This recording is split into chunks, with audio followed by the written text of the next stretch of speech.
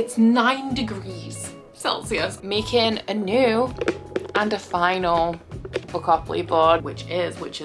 I feel like it's a terrible mistake. I'm excited to read, baby. I feel like they're the problem, but I feel like I'm also the problem. Do you understand me? But I'm completely like, the world is dissolving around me while I'm reading this. I am so invested.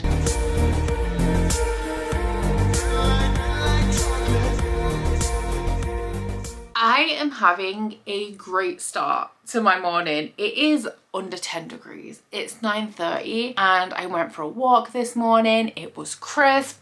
The heating's come on. I'm cold. It's 9 degrees Celsius. I'm so happy. If I'm being honest, I would prefer it was maybe like more of a 12, but I am really enjoying that we're getting into some cold weather finally. It's not even been like a ridiculously hot summer. I'm just kind of over it. Like, I'm ready to wear jumpers. I'm wearing a long sleeve top tucked into my trousers under my jumper. It's great. And also the perfect atmosphere for a cozy reading vlog, which is exactly what I hope that this is, because I'm gonna be honest, this was supposed to be the next episode of Shelve It or Scrap It, but I did not read as much as I intended to while I was away last week. And so I'm now a little bit behind. I am participating in Magical Readathon. I have a TBR outside of that I also kind of need to keep up with. So yeah, like we got some stuff to do.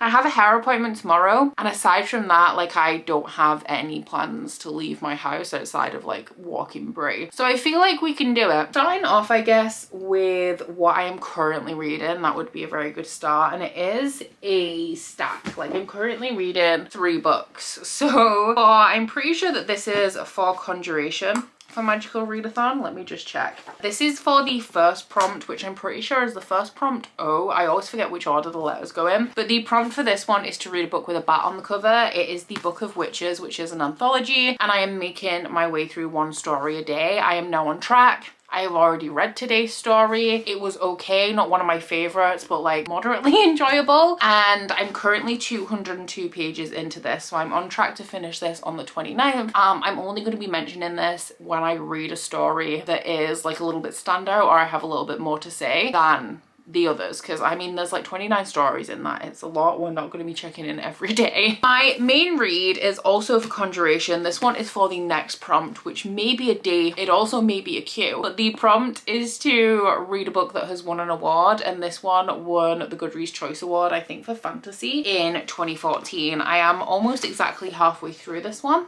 I'm 315 pages in, and this is going to form the bulk of my focus of this vlog until I'm done with it. So this one is the 3rd book in the Discovery of Witches series, which is about a historian called Diana that accidentally calls a manuscript from the library that contains information about the creation of the witches, the vampires, and the demons of the world. Diana is a witch herself. She comes from a family of witches, but she's not very good at magic, and so she doesn't practice. But when all of these creatures start to congregate around her to ask her if she can once again call this manuscript from the Bodleian Library to give the manuscript to them, one of the people that ends up like congregating around her at this time is a very ancient and powerful vampire called Matthew, who ends up growing closer to Diana and protecting her from all of these other creatures. So Matthew's particular interest in this manuscript is whether it contains any information that can help him restore the creatures to power, because over the centuries, over the generations, the vampiric power has been waning. Like, it's harder to turn vampires, and the same is true for other creatures. Like, they're not as powerful as they used to be. So he thinks, he's a scientist, which is really cool actually, and I like that blend of science and magic, but he thinks that if he can find out how creatures were created, he can fix the problems that they're having in modern day. So the first book is like super atmospheric and focuses a lot on the relationship of Matthew and Diana, and also establishing the world. Book 2, very historical, not my favorite. I liked the writing and the atmosphere, but I felt like the pace, like the characters weren't treating the plot very seriously. It was more like Deborah Harkness was really enjoying exploring what she was working with book 2, but to the kind of detriment of the plot. And book 3 is really focusing on the science and kind of actually getting to the bottom of the information that the manuscript contains and potentially implementing that, like finding things out about the vampires and stuff like that. So I am enjoying this one. I did struggle with focus a little bit getting into it to start off with, but now that I'm like halfway through, I'm sucked into it a little bit more, and I'm at the point now where I'm eager to continue, especially when the weather's like this. Like, this is perfect weather for this series. I will say it's a tad less atmospheric than the 2 that came before it, but I feel like that is because it has a very modern focus in comparison to the last 2 books, because the first one was like still a modern focus, but we weren't really delving into the science, and now we are focusing a little bit more on science and technology. Like, it's obviously like very, very modern. This is the one that I'm expecting to make the most progress in. I have started an audiobook this morning. I don't know if I'm going to be continuing with it because I started Queen Bee by Juno Dawson. I asked in my TBR for recommendations from you guys of like what books on my TBR have really good audiobooks, and a couple of people recommended this series because it is narrated by Geraldine Cochran. Is that her name? Penelope in Bridgerton. She's not called Geraldine, is she? She's called Nicola, right? Why did I think she was called Geraldine? Yeah, Nicola Cochran. It's narrated by Nicola Cochran. Who the fuck is Geraldine, man? I don't think that she is the audiobook narrator for me, because she is the kind of narrator where every word has some like deep significance, and it's just not doing it for me in an audio narration. And I know y'all are gonna try and cancel me for that, because we have a lot of Nicola Cochran stands out there, and I mean, I'm not a Bridgerton fan anymore. I kind of fell off after season 1. Do appreciate it though. I do appreciate it. But yeah, in terms of narration, like, we know I'm picky. I'm very picky about audiobooks, which is why I was asking for recommendations. And I don't think this one elevates the text quite to the level that I like for an audiobook to be enjoyable for me. Like, it's not quite bringing it to life as much as I need it to. So I do have another book that I would like to try the audio of to see if I can get along with that, which is, I will grab it actually because I have it. Its release day is tomorrow, which is why I couldn't start the audiobook today, but I already have my physical copy. It arrived yesterday. And that one is Somewhere Beyond the Sea by TJ Klune. I'm not going to get into it in case I don't end up picking it up or I can't find the... I'm hoping that the audiobook's going to go onto Everand. I've never tried to pick up an audiobook on Everand on release day. So I don't know how it works, but there is like a 1-hour sneak peek on Everand of the audio. So I'm taking that as a good sign that they will actually put the audiobook on. But this one is one that was also recommended in my TBR as an audiobook to pick up. It's narrated by Daniel Henning. If that means anything to anyone, I don't think it means anything to me, but I will definitely give it a go. And if this doesn't work, I guess we will be defaulting to a book that isn't on my TBR, which I know has a good audiobook. I've heard very good things about it, which is The Diviners. But all of that we will figure out if it comes to it. But now I'm going to edit, not the last vlog that I even finished filming, the one before that. I'm so ahead on vlogs at the minute, which is weird, but I'm gonna get that sorted out so that it can go up on Sunday and see where the rest of my day takes me after that. Hopefully that won't take too long. I have no idea how much footage I have, but I don't think it's the longest vlog I've ever made, which is always a good sign.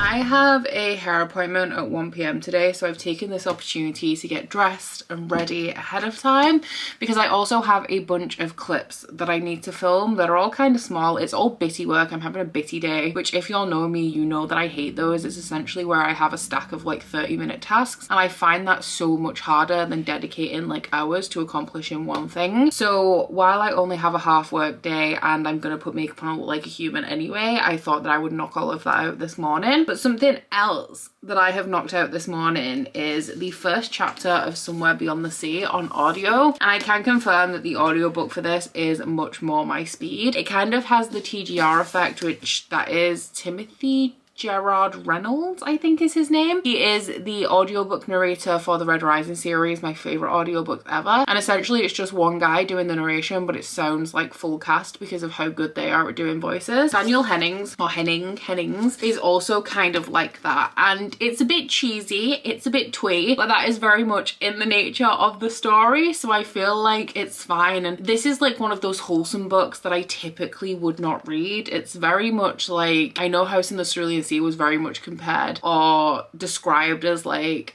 middle grade for adults, because it has a more wholesome, light-hearted, like it's a children's home for magical children, and we have all of the fun and chaos that that kind of implies, which is very middle grade. But at the same time, we are also dealing with like deep topics of trauma, both on behalf of the children and the adults involved. There's also a romance going on. There's also the main character kind of questioning his own life and his own morals. So it has like that more fun, uplifting, magical setting with a lot of like deep, serious topics. So all I really know about this one is that it is following Arthur. So Arthur is the caretaker of the children in the house in the Cerulean Sea. The first book is about Linus, who is a social worker who comes to investigate the house to make sure that the children are being looked after. In this investigation, he's not only investigating the children and the house, he is investigating Arthur and how good he is at doing his job. So this one is a sequel. It's set after the house in the Cerulean Sea, but I believe that it also delves into Arthur's backstory as somebody who was essentially one of these children, and how he's kind of also dealing with his own trauma whilst also helping children who are going through like a similar thing that he did when he was a child. So I'm one chapter into it. I essentially listened to the sneak peek because I woke up this morning, it was release day, and Scribd and Spotify, I don't know, it's Everand, not Scribd, sorry. Everand, I honestly don't know if it's going on there, but I listened to the sneak peek on Everand, and at that point the audiobook still was not available on Spotify. It is now available, but I only have like, it's a 15-hour audiobook, 15 hours and like 47 minutes. I've already listened to an hour, so that leaves me with almost 15 hours. I have 10 hours left of my listening hours for the month, and so what I think I'm gonna do is hybrid read, where after I finished the Book of Life, I'll read some of this physically and also pick some of it up in audio, and like that should kind of balance it out and mean that I can get through the entire thing on Spotify without having to kind of source the rest of it elsewhere. So I don't have too much to report on anything else I'm reading. I've read my short story for the day, and I'm exactly 400 pages into the Book of Life. I want to get to like page 500 today, and then maybe tomorrow it will be a little bit of a push because this is, oh, it's 637 pages, so maybe finish this one off tomorrow. If I could read like 115 today, I'd have like 115 tomorrow. So that is my plan. I don't know what I'm going to pick up when I finish the Book of Life as well. Decisions, but not decisions that need to be made now. So what I need to do is stop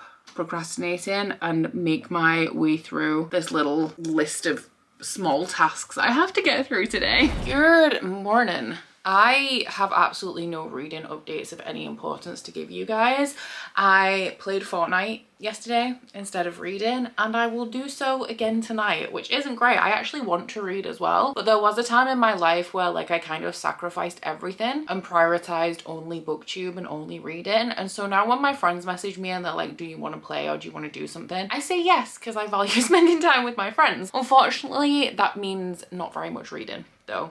So hopefully I can make it up during the weekend, but we're doing a big organizational thing in the kitchen tomorrow, or the garden, but I would prefer to do the kitchen, so we'll see. I don't feel like I'm mentally prepared to tackle the garden right now with all of the spiders, and also the fact that it has been a little bit colder, although it is supposed to warm up a little bit. I have made myself a cup of lemon and honey tea. I am currently well. This is my normal like cold remedy, but when I left Edinburgh, Leanne tested positive for COVID, and so I have been like on the lookout, and I still feel absolutely fine, but there's nothing wrong with boosting your immune system a little bit, you know? So I'm gonna drink this while I move on to my next task, which is gonna be, making, I was gonna lift something up to show you, but Hamilton's just laid on it all. It is going to be making a new and a final Bookopoly board. So I've had a lot of questions, a lot of comments on my videos asking me about Bookopoly. Are we having a Bookopoly-thon this year? And I enjoy participating in the Bookopoly-thon. I honestly don't love hosting a readathon, and every year I'm a little bit less enthusiastic about it. Participating in the Spookopoly-thon last year was amazing. It was great and I had a really good time. And actually, by the time you see this vlog, by the time this vlog goes up, I will have already posted my announcement for another Spookopoly-thon, providing all goes well with the making today, because I have given myself, including the filming and editing of the announcement video, I've given myself 4 working days. to get it done, which is what I mean when I say like I'm less enthusiastic about it every year. Part of it is that like it's a monthly readathon every year. I do have some ideas for potentially doing a different iteration in the future, like a different time period, slightly different rules and stuff, to keep it a little bit fresh. But in terms of the monthly one, like it is a very similar situation every year, and part of me just hates doing the same thing over and over again. It gets to the point where like I'm a little bit tired of it. And while I do love the Bookopoly, while I love how much you guys love it, I can't deny that the enthusiasm for me to host it has all but disappeared. So I very much didn't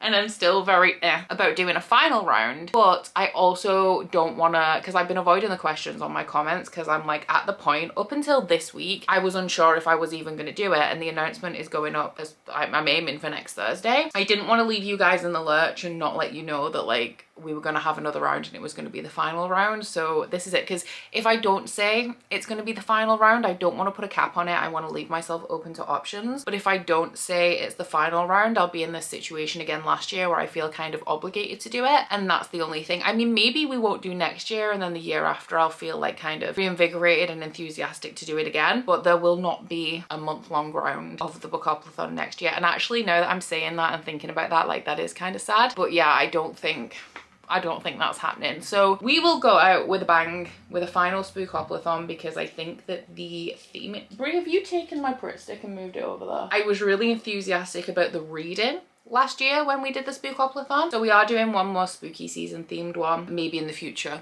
we will do something else, but there are no plans as of yet. So I have a vlog that I need to proof, and I'm going to put that on in the background while I start putting the board together. And then once I have done all of the layout and everything and got all of that sorted, I will take a break to plot out, because I have no idea. Like I'm saying I'm doing a Spookopoly, I honestly don't know if I could think of enough spooky prompts to make one, but I'll have to put my thinking cap on if we're gonna make this work.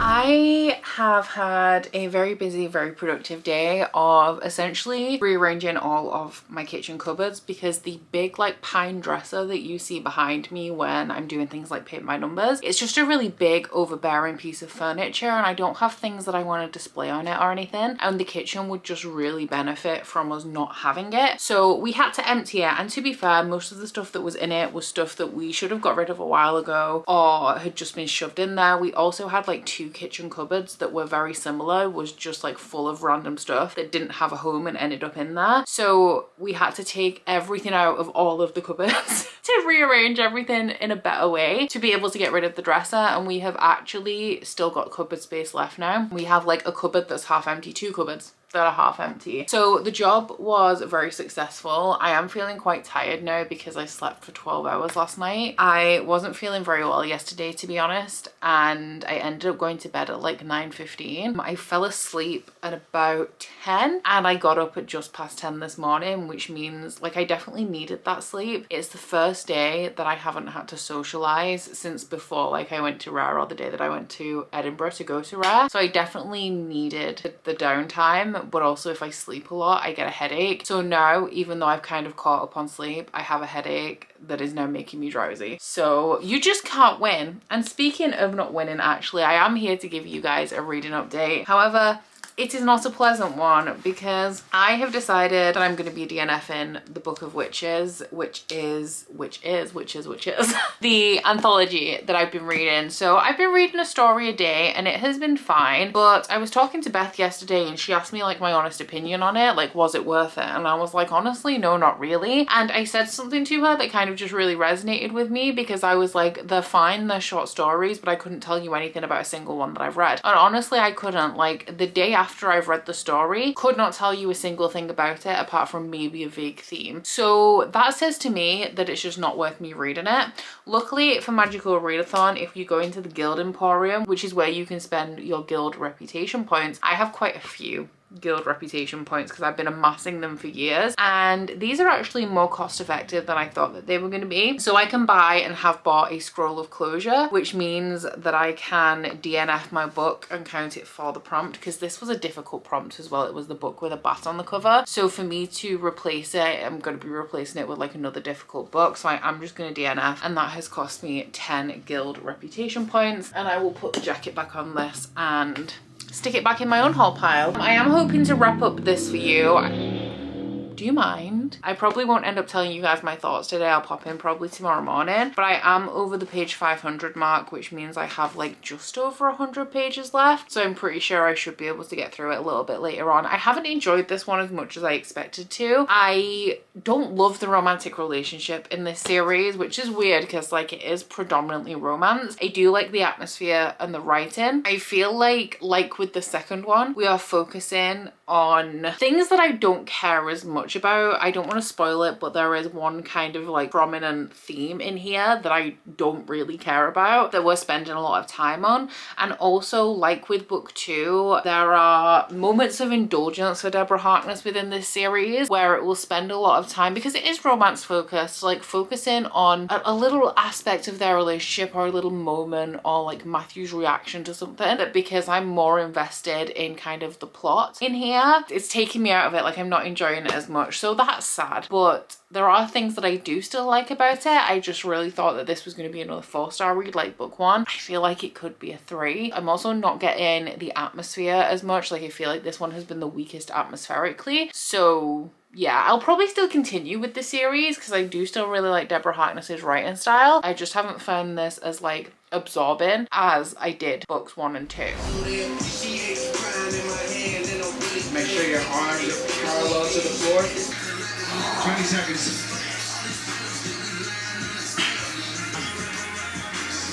That's it. Now let me show you something.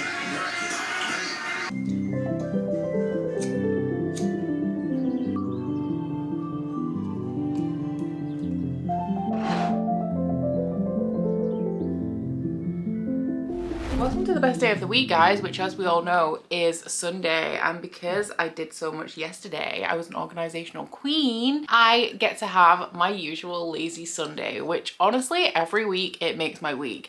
Good news as well, somebody's coming to collect the dresser, which means that I get to rearrange the kitchen table later on, which does not fit into the lazy Sunday ethos, but I'm so excited for it that it's going to be great, and it is going to be like a real highlight of my day. I'm now currently riddled with indecision though, because I have finished my book and I don't know what to start. So I finished The Book of Life by Deborah Harkness. Also have my coffee, which is great because I need it. And I did end up giving this one 3 stars. I just didn't feel like I was as invested in it as I was with book 1, and then book 2, like the pacing is super kind of slow and all over the place. I did find it funny actually because, oops, as I said when I read book 2, I feel like Deborah Harkness really was quite indulgent with the second book because of the historical element of it. And it does say at the end of this, there's a little thing. Deborah Harkness reflects on concluding a trilogy, and she does say here about how the second book was the most fun to write for her because 16th century Europe is her area of like specialization.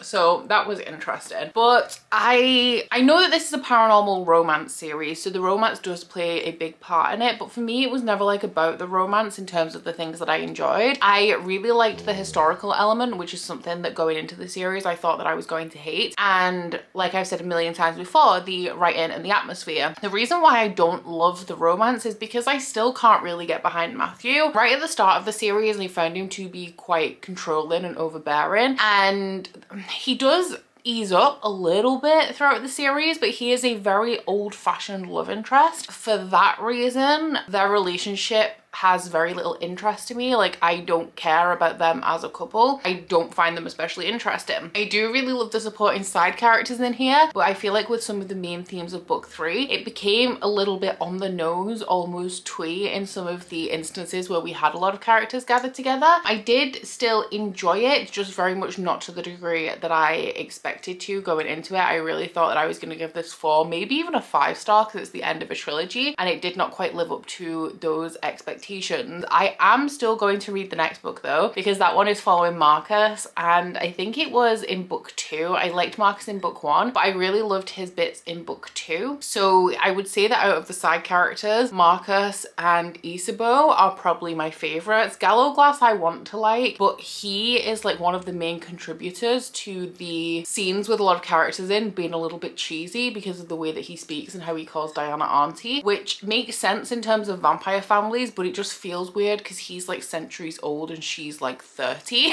So I'm not a big fan of that, but yeah, I'm excited to see what Marcus gets up to, especially because based on the synopsis, it looks like it's not only going to be delving into his romantic relationship, but also his backstory, which I'm very eager to find out a little bit more about. And then book 5, for some reason that I don't know because I haven't read the synopsis so I don't spoil myself, takes it back to Matthew and Diana. Now that I have DNF'd the Book of Witches, this is my 3rd book for Magical Readathon down, so we are now exactly halfway through the month and I have 5 books to read on my TBR, and now I'm struggling with indecision because I do not know which of these 2 books I want to pick up. And we all know I'm a hella pedantic person. In terms of Magical Readathon, I don't always complete the prompts in order because I have like other obligations and stuff I need to do, but you are technically supposed to do them. Like, you can't achieve a Q or a D in Conjuration until you've achieved an O, and these are both of my prompts for spells and incantations, so I'm quite drawn towards Queen Bee because I did listen to the first 20 pages of the audio, so I've technically started it and I could finish this entire thing today. This is the Q prompt, I think the qualified prompt for spells and incantations. The prompt is to read a book that's been in any of G's videos, and this one is the O prompt, so technically comes before Queen Bee for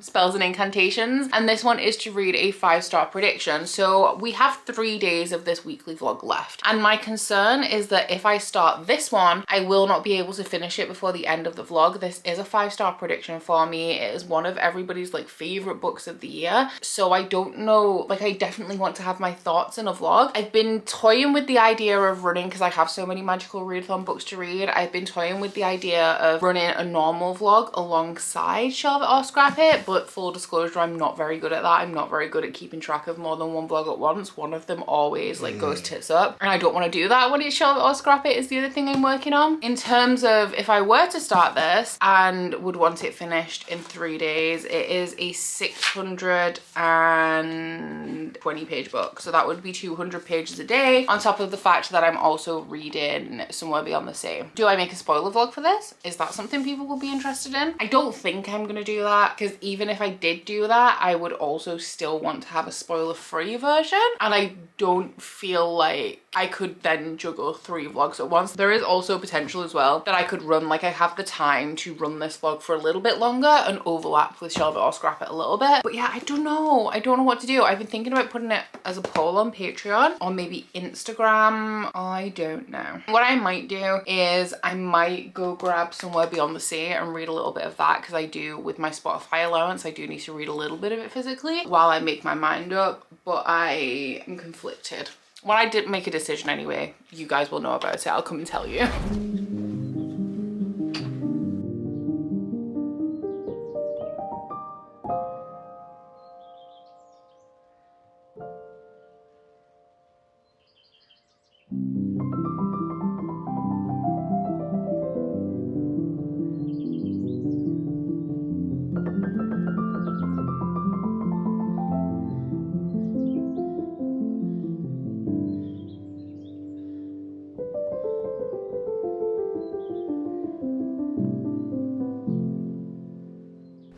So I am no closer to, I am closer to figuring out what I'm going to be reading next. I've put a poll on Patreon, but I haven't looked at it yet because I decided that I was going to read a little bit of Somewhere Beyond the Sea physically. And now I am 212 pages in, so I'm just past the halfway point. And this one is very much along the same lines as book 1, except we're focusing a little bit more on Arthur, who is the guy that runs this home for very dangerous magical children. So the kind of setup for this one is that they have to go into the city where Linus is originally from, and they have to, I don't think it's like a trial, but Arthur is essentially making a case for why the department in charge of magical youth is abusive and like the things that he's kind of faced and seen in his life. And himself and Linus are accused of potentially lying to them about the condition of the home that they're in charge of, because it's essentially about prejudice and the prejudice that people feel towards these magical children. And Arthur's job is to, well, he believes that they are just generally children. Like, they're not evil, they're not monsters, they're just children that have maybe different needs than human children. So in this one, we are once again facing an investigation of the magical home from one of the like government inspectors. And like I said, that is very much along the lines of like book one. So I am still enjoying this one. In a lot of ways, it does feel very much like a repeat of book one. So when I ordered this, I wanted it because I really liked The House in the Cerulean Sea, but I also felt that it didn't necessarily need a follow-up. And at this point, I still kind of feel the same. Like, it's nice, like I'm having a good time. I really enjoy like just spending time with these magical children and seeing like the family dynamic between them, and also exploring all of their different abilities and their personalities. Like, that element of this book and this series is really, really fun and my favorite part of it. But it is pretty much the same storyline as book one. So is it necessary? I would say at this point, not really, but I am still enjoying it, like the atmosphere and the general just like trajectory of the story. At this point though, like I am just past the halfway point and like the investigation hasn't even started. So I feel like this is not necessarily indulgent, but it is a little bit of just spending more time on the island with these kids, as it is necessarily anything to do with the plot. And this is regarded as cozy fantasy, so like the stakes don't necessarily have to be that high, and like you go into these pretty much knowing that everything's going to turn out all right in the end, because it would literally be devastating if it didn't. But I do feel like this is very much just about revisiting this island and these children more than it is about any kind of plot. So I'm going to listen to a chapter of this. I'm going to go back to the audiobook and listen to a chapter while I continue working on my paint by numbers, which as you can see is nearly done. And then after that, I'm going to check my Patreon poll to see what book I'm going to be picking up next.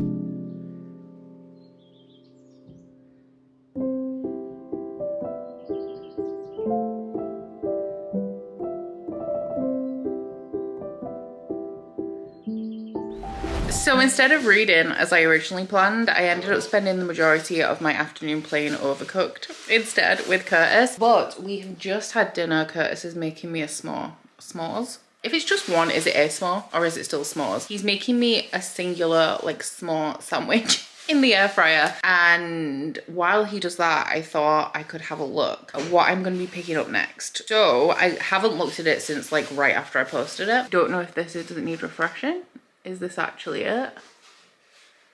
That is 61%. Yeah, that's right. That's up to date. That's 209 votes, with The Will of the Many at 61%. I did feel like this was going to happen because I felt like a lot of people are more interested in my thoughts on The Will of the Many as opposed to Queen Bee, and any opportunity to see me suffer, my patrons will take. So I'm just going to go grab that. So it is officially time for my third 600+ page book of the month. This one is 620, and it is the first book that I need to read for spells and incantations. The prompt is to read a 5-star prediction, and I actually just very recently made a 5-star prediction video on my channel, and I felt like, because there's lots of things that could be 5-star predictions for me, but I felt like I had to go with like an official one, and this one is the one that kind of inspired that video, because everybody I know who's read this has really, really loved it, and it's also very, very compared to Red Rising. So I'm not really in a position to be starting new adult fantasy series, especially because I've already started the Lycanius trilogy by James Islington and have not finished it, but I just need to read this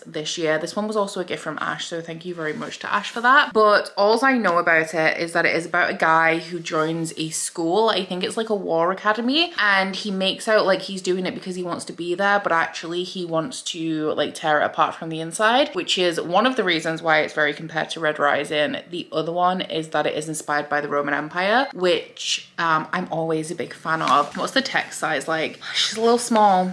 She's a little small, can't lie.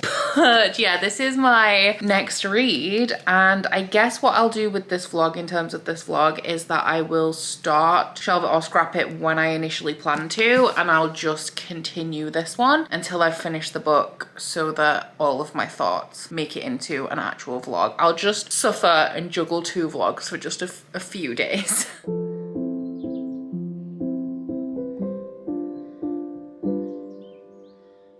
Wow, literally everything is blue.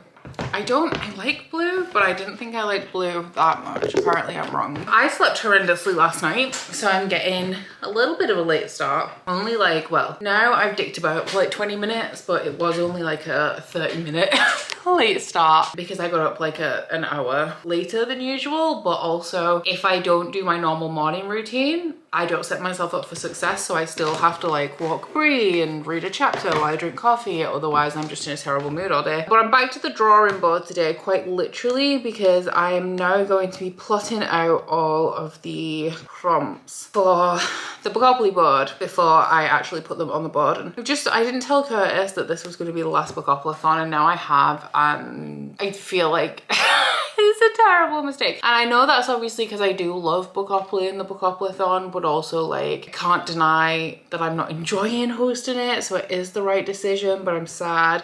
We'll just never say never, okay? Like, it's not necessarily going to be a yearly thing, and I've done this with stuff before. Like, sometimes I just can't say that it's not happening anymore, but in reality, like, I am kind of phasing it out. So yeah, I guess that's how it be. But I'm actually going to duplicate this because I was going to erase it, but I like seeing the plan for last year on here, so we'll keep that. I have started The Will of the Many. I did not read as much as I wanted to last night because we watched Beetlejuice instead. So I'm actually only 50 pages into it, but I'm already having a really good time with it. I think that considering I'm only 50 pages in, James Islington has done like a really good job of establishing like the tone of it and also the world building in a way that is not info dumpy whatsoever, but I'm already getting like a really good grasp of what's going on. So we're following this guy called Viz, who is an orphan. It's set in this world where there has been a change in power, a change in government, which is to do with the will and like the tithe of the will, which essentially it's a pyramid scheme. Like, it's a magical fantasy world set up based on a pyramid scheme where everybody pays tithe to everybody above them. And obviously the people right at the top have the most will and the people at the bottom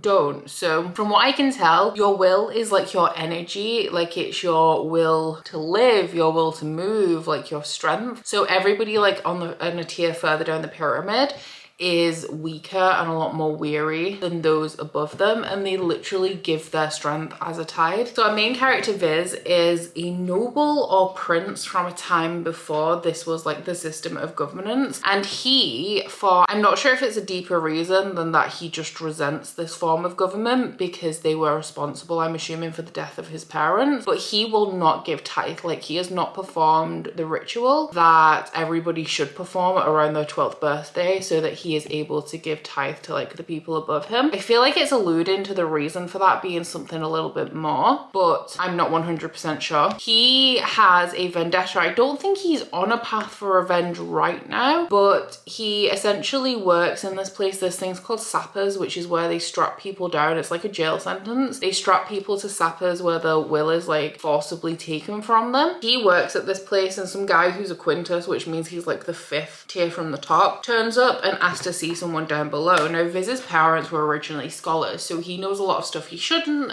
including like dead languages. And this guy goes down to talk to a prisoner. He speaks to him in this dead language that Viz understands, and the Quintus kind of clocks him. So after that, Viz goes like in the evenings after he finished work, he participates in these like gladiatorial fights where he wins money that he's saving to eventually like make a life for himself or escape, I think. And then he goes back to the orphanage. So the more morning after we get this like initial setup, Viz is visited by this Quintus who has clocked that he heard and understood that dead language that he's not supposed to know, and he kind of interviews him to adopt him, but he is actually kind of interviewing him for entry into some sort of institution, which is laid out in the synopsis, but I don't have it right now because I took the jacket off. So that's where I'm up to. Like, he hasn't started this like school situation, this school setting yet. It's actually reminded me, because like I said, it's compared to Red Rising a lot. It's actually reminded me a lot of Nevernight, and I think that that is in regard to the fact that we have somebody whose parents were murdered by the government, who is seeking revenge for this, and who is about to enter an institution to be able to gain the means to enact revenge. And as we all know, Nevernight, like Red Rising,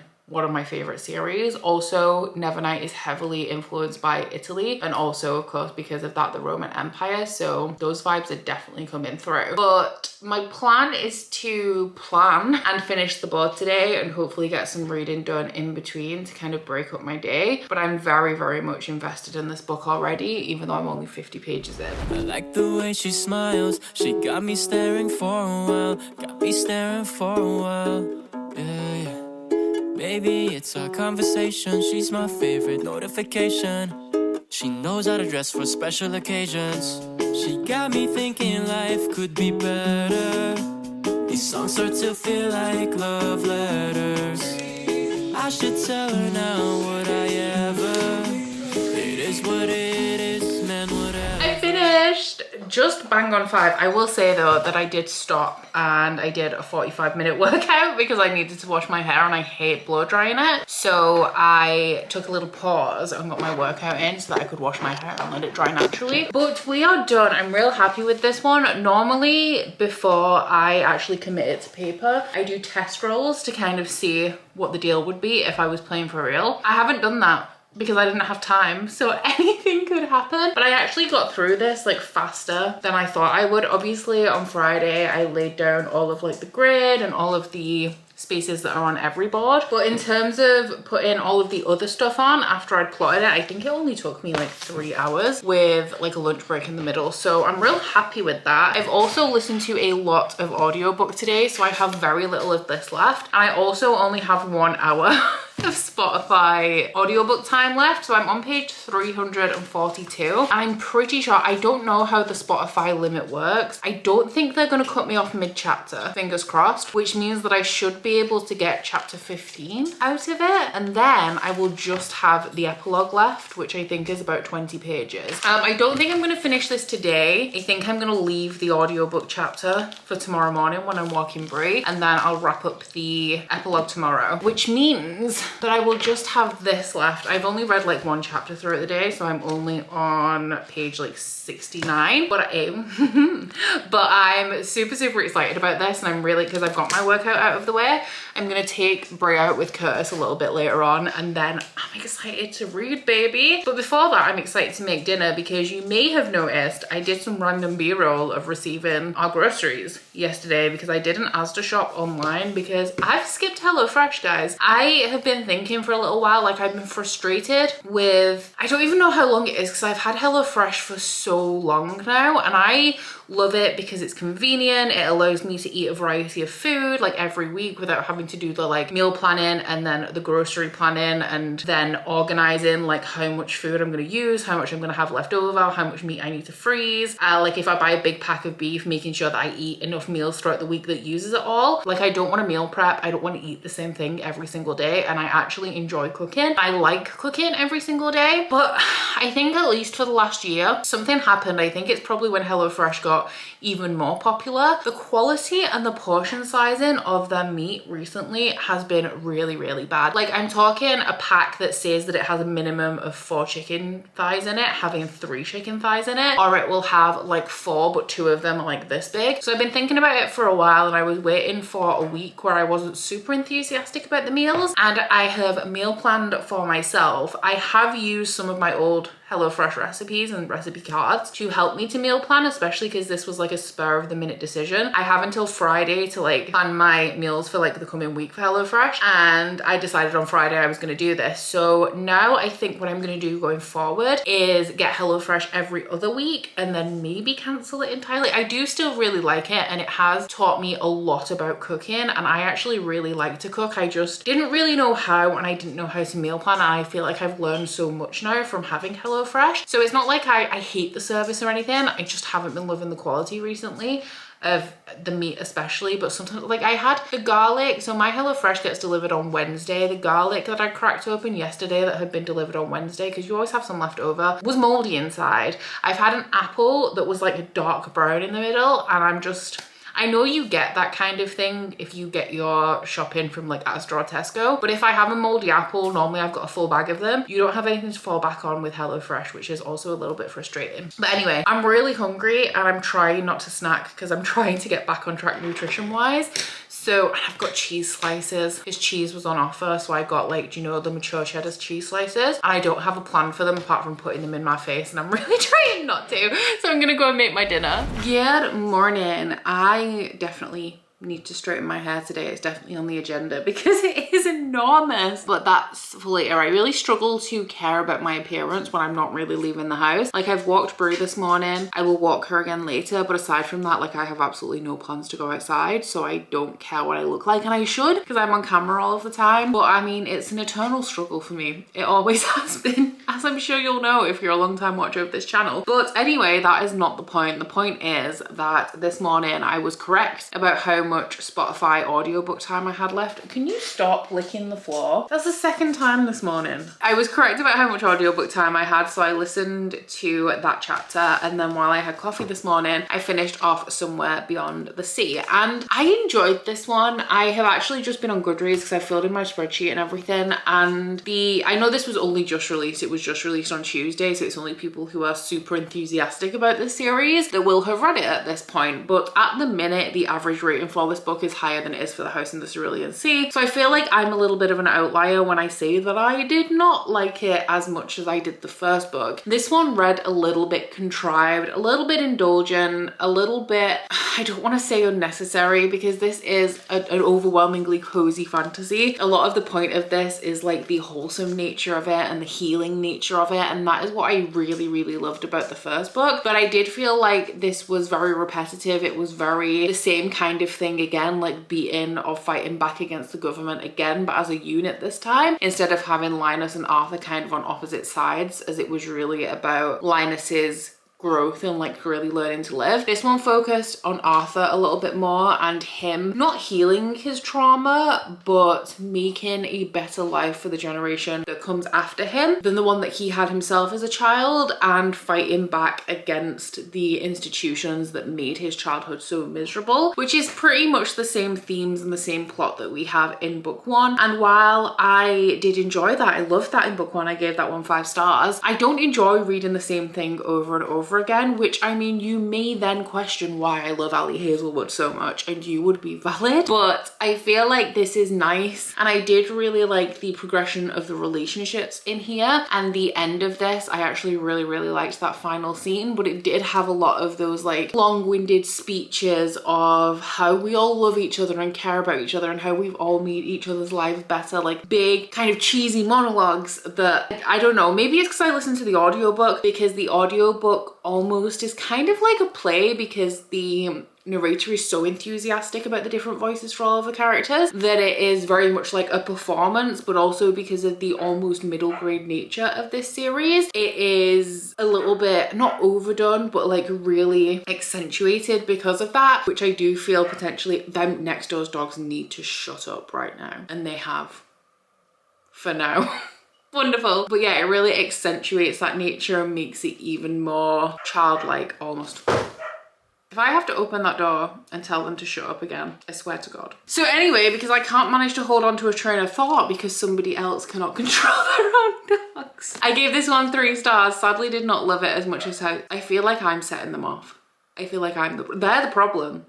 but I feel like I'm also the problem. I gave this book 3 stars. Did not love it as much as the first book, but it is one more book down for Magical Readathon. I am actually, because I pre-ordered this one from Waterstones, which is fine, but £22. £22 for a book that I've just given 3 stars. This is insane. It's not even a special edition either. It's literally just a hardcover. If I bought a Fairy Loot special edition, it would have been £1 more than that plus shipping. So now I need to carry on making the stuff that I need for the Bookopoly announcement, which I'm going to be filming tomorrow. I need to make the guide, which shouldn't be too bad because obviously I've already got the bones of the guide. I just need to add the new stuff to it and take out the old stuff. And the same for the digital board, which I think is going to take up most of my day. But once again, I can use last year's digital board and keep all of the squares that are the same once again, and just add the new ones in. So hopefully that also won't take me as long as I'm anticipating. I guess my plans for this vlog at this current moment are still to just keep us going until we finish this. The only thing that concerns me is that I'm only on page 109 out of like 600 and whatever. So I feel like we could be here a while. So we'll see how it goes. I'm not planning, I do need to pick up a new audiobook, but I don't think I have anything on my Magical Readathon TBR. So anything that I do listen to will not be a focus right now. Like I won't be trying to actually actively finish the book at a reasonable speed like I was with this. So maybe my pace in Will of the Many will pick up. I'm really enjoying it still. It is definitely a little bit of a slower read though. There are a lot of words on the page, so it is taking me a little bit longer in that regard as well, but I am very absorbed in it at this current moment in time, which is great. Whatever, yeah, whatever. I'm telling you now, it's whatever, yeah, whatever, yeah, whatever. I'm telling you now, it's whatever. She keeps me close. In the friend zone? Yeah, but I don't mind it too much though. Why? If my feelings don't show, say it ain't so, man, you should know that I've been saying no, but maybe you're the one I've been looking for so long. Come on in, you come in.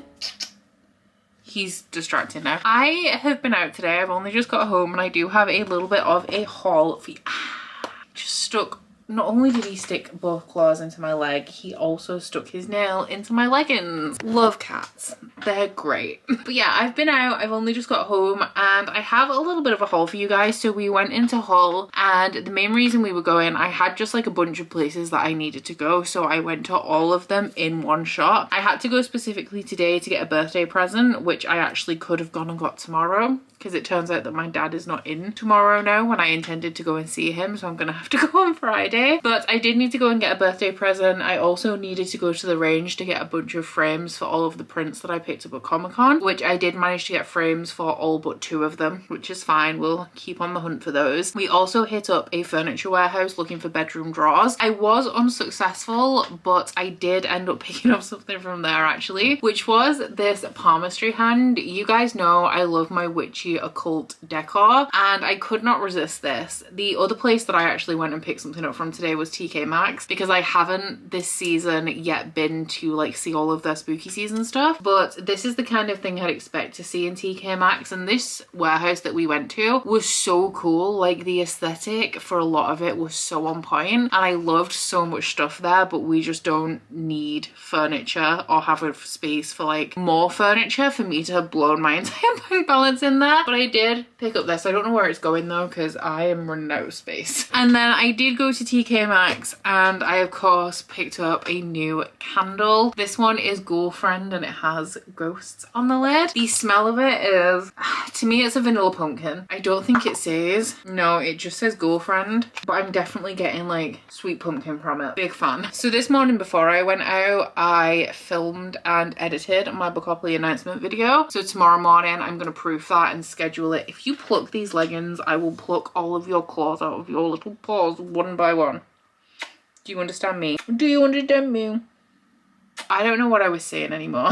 Oh yeah, tomorrow morning I will proof that video and I will set it for premiere. And then also today I did start episode 8 of Shelve It or Scrap It. So I do have a reading update for you. I've actually started a new book this morning because I needed to pick up an audiobook for my walk. So I went with The Diviners by Libba Bray, which was on my September TBR as something that I wanted to listen to the audio of, but I was prioritizing things on my Magical Readathon TBR. This doesn't fit for any of the prompts that I can complete for Magical Readathon, even ones outside of the ones that like I need for my calling. So this is just something that I'm listening to, I guess. I pretty much just listened to the prologue, which was very atmospheric. I enjoyed it a lot. And so I'm only like 10 pages in. As far as I'm aware, like the only thing that I know about this is that it is a young adult fantasy set in the 1920s and it concerns things like psychics and mediums. The prologue starts with somebody, like a spirit being summoned using a Ouija board, and that's all I know. I know the audiobooks are good. I know a lot of people love this series, but I think it goes downhill the more the series goes on. But I have the very, very beautiful Fairy Loot editions and I am excited to experience them for myself, especially because I believe that they are very atmospheric. But in terms of the book that everybody actually wants to hear about, which is The Will of the Many, I am now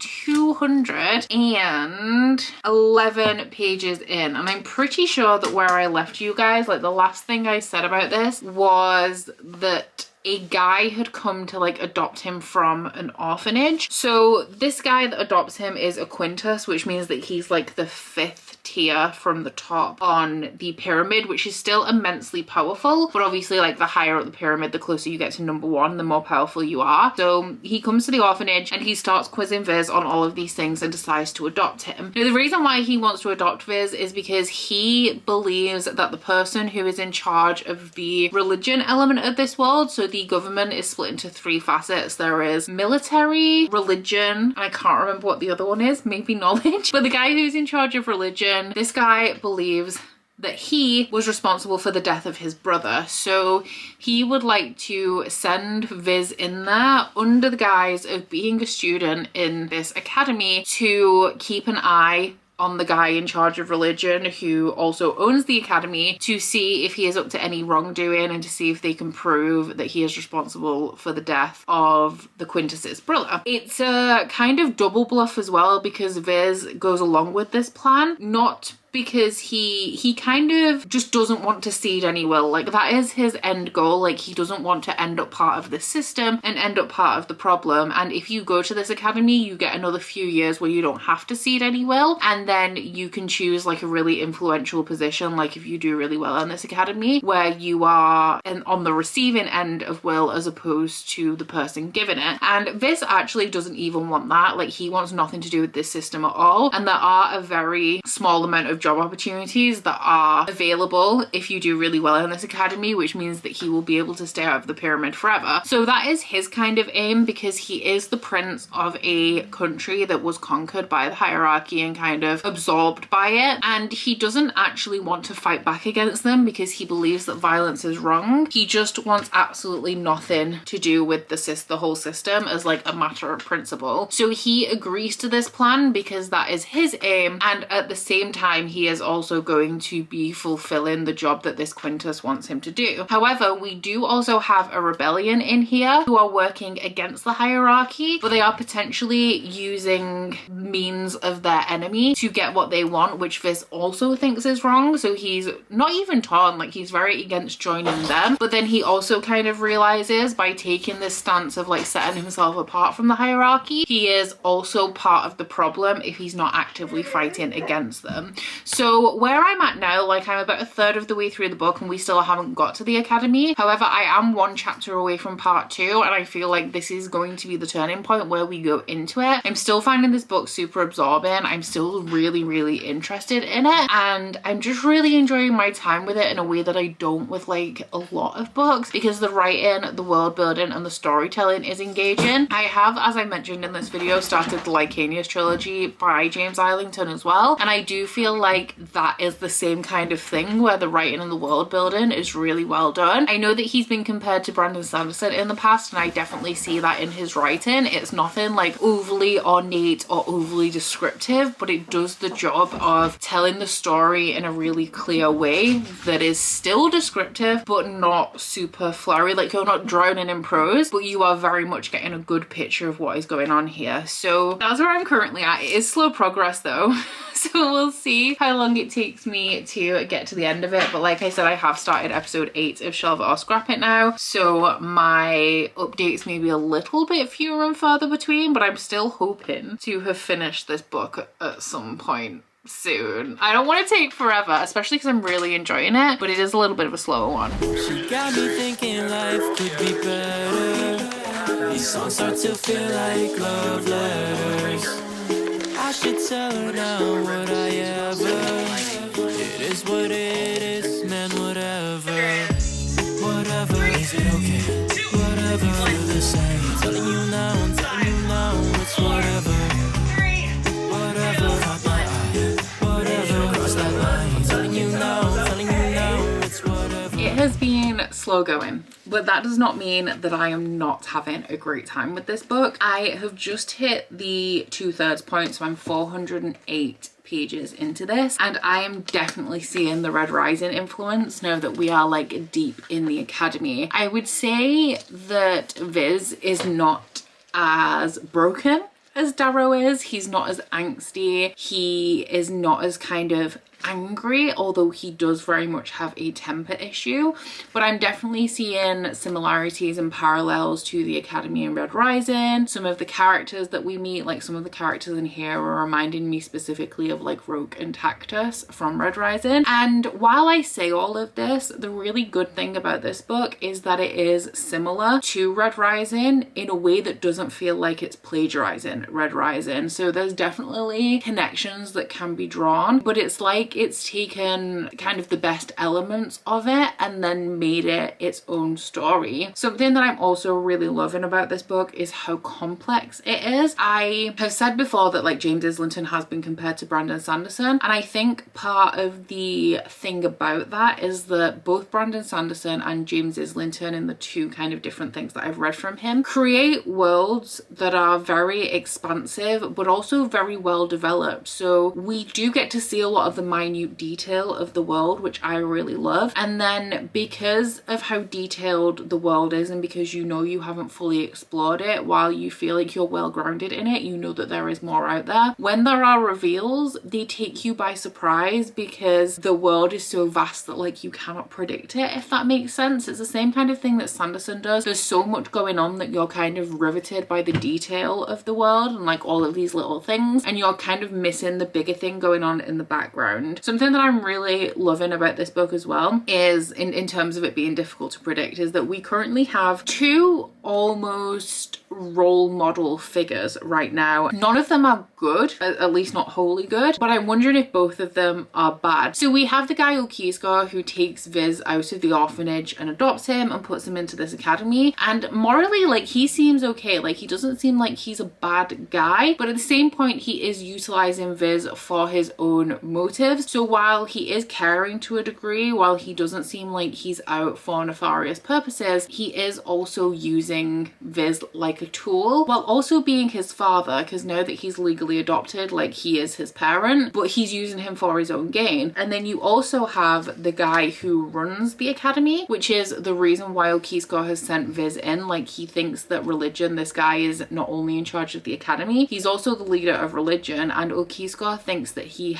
is doing something that will impact the other tenets of society, which is government, not knowledge, and military, and he wants to get to the bottom of what that is as somebody who's like influential within military. So this guy is called Viridius, and he is, once again, does not seem to be a bad guy, and everyone knows about Ulkiska's issue with the way that his brother died, and that he's kind of never really accepted the general thing that everyone says happened to his brother.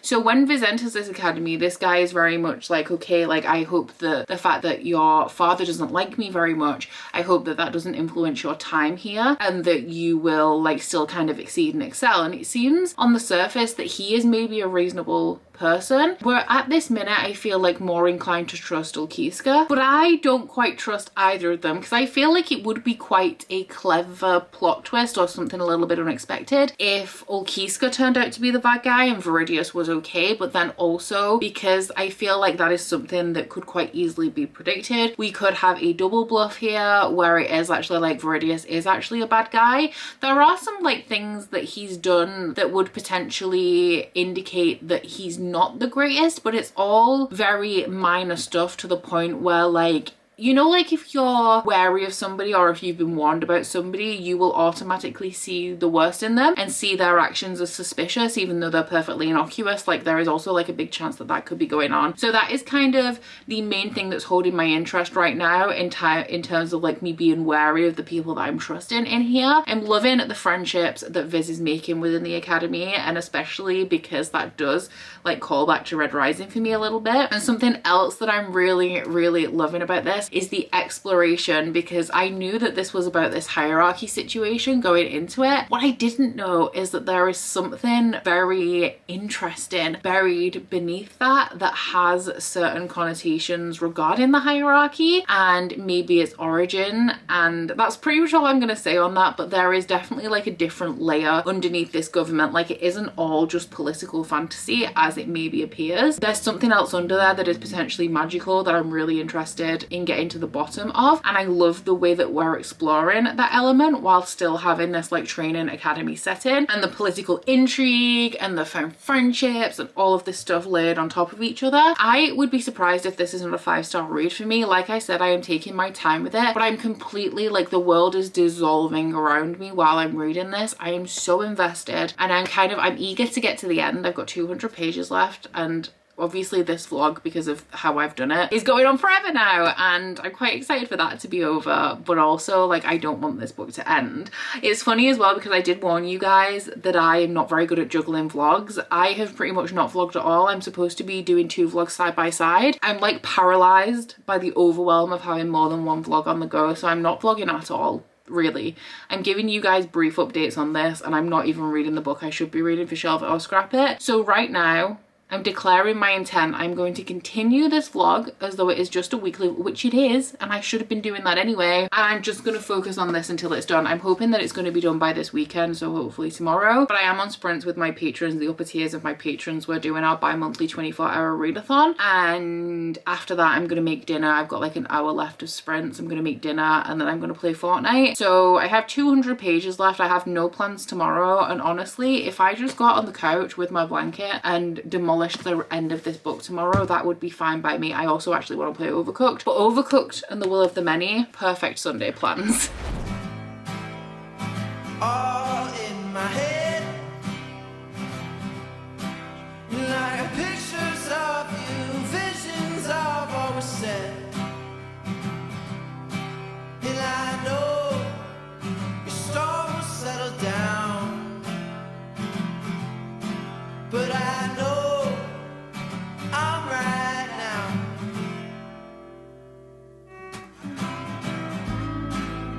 So I'll take it back to all the wasted nights, even when you threw the glass.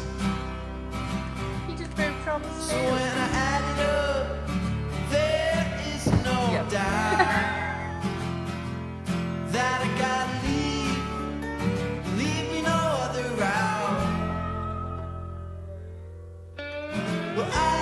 Last night I beasted through the last 120 pages of The Will of the Many, and it truly was not difficult. And I know 120 pages does not sound like a lot, but with the amount of words on each page of this book, how slow the pacing can be in parts, like I'm absorbed when I'm reading this, but I'll feel like I've read like 10 pages and I'll look at the page and I've read like 4. So it's like a substantial amount of content is in those 120 pages. And this is probably the easiest 5-star 5-star rating that I have given this year. This is only my 5th 5-star as well. I'm hoping for a few more before the end of the year, but at this point I'm not hopeful. So my favorite thing about this was the pacing and also the world. I would say that the world comes in at number 1, but the pacing does kind of go hand in hand with that for me, because it was the exploration of the world, the pace in which we traversed the world, the pace in which we had things revealed to us about the world was my favorite part of this book. I do also really like the main character of Viz, but if I had one criticism of this book, it would be that the fact that he is cleverer than everybody else gets a little bit tiresome at around the 50% to like 65% of this book, because he is a guy, so he's a prince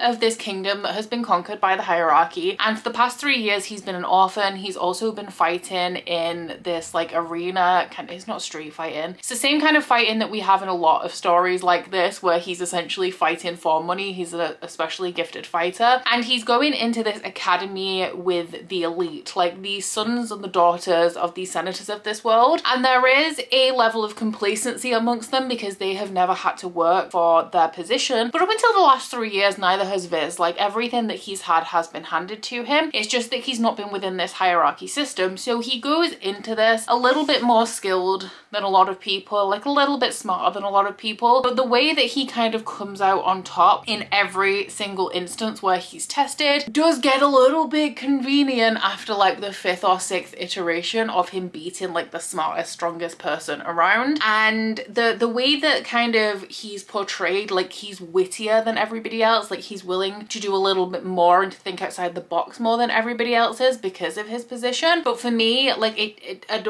some point, like it became a little bit less believable, but that was kind of easy to glance over given everything else that I really, really loved about this book. Those last 120 pages as well, while we're talking about the very few negatives that I have, the way that some of the, I don't want to say that it was rushed because it still took a while, but I felt like some of the kind of plot twists that we were getting were unfolding a little bit more rapidly than I would like at the end, to the point where it was almost like a blink and you miss it kind of situation. There was certain instances in the end portion of this book where I didn't believe it, and I feel like we moved on quite quickly from it and we're supposed to kind of accept what Viz had seen as truth, where I was like, wait a minute, like I'm not sure if I do actually believe, like I'm not sure if I do take your word that this is what's actually happened. And interestingly enough, that kind of mentality is tested at the end of this book with our final plot twist, which honestly is going to have me thinking about this book until the second book is released, the day before my birthday. So you can bet that my birthday treat for myself is going to be getting through a heavy portion of the sequel of this book, because I truly, truly loved it. If you are a fan of Brandon Sanderson, not so much J. Kristoff, but there's a little bit of J. Kristoff in there, just a tiny bit of Nevernight. I would say that if you're into J. Kristoff's like style and atmosphere, you're not going to find that here, whereas if you like Brandon Sanderson's style and atmosphere, you are definitely going to find that in here. And then plot wise, setting wise, if you're a Red Rising girly like I am, then this is something that you are going to enjoy. Honestly, aside from those like 2 minor things, like I could not fault this. I thought that it was great. It was immersive, which for me is like really hard at this point. Like it's so easy for my mind to wander. 10 out of 10 would recommend. One of my best books of the year, unsurprisingly, when we only have 5-star reads in there. So that does finally bring us to the end of this week's vlog, which ended up pretty much being a 2-week vlog, although I was in denial in the middle there and just wasn't vlogging at all. The next vlog that you guys are going to see from me is going to be Shelve It or Scrap It. I think we're up to episode 8, which I have started filming, by which I mean I filmed 1 clip and then was paralyzed by the overwhelm of having more than 1 vlog happening at once and have vlogged nothing else since. So you can bet that I'm going to go and get myself properly immersed in that project, and stay tuned if that's something that you guys want to see. But aside from that, guys, I do hope you have enjoyed this vlog. If you've made it this far, I am anticipating a long one and I'm not looking forward to editing, but please don't forget to like this vlog if you liked it and subscribe if you wanna, and I'll see you guys next week. Bye! Oh, you bite your friend like chocolate. You say you'll go where nobody knows, with guns hidden under our petticoats. We're never gonna quit it, no, we're never gonna quit it, no.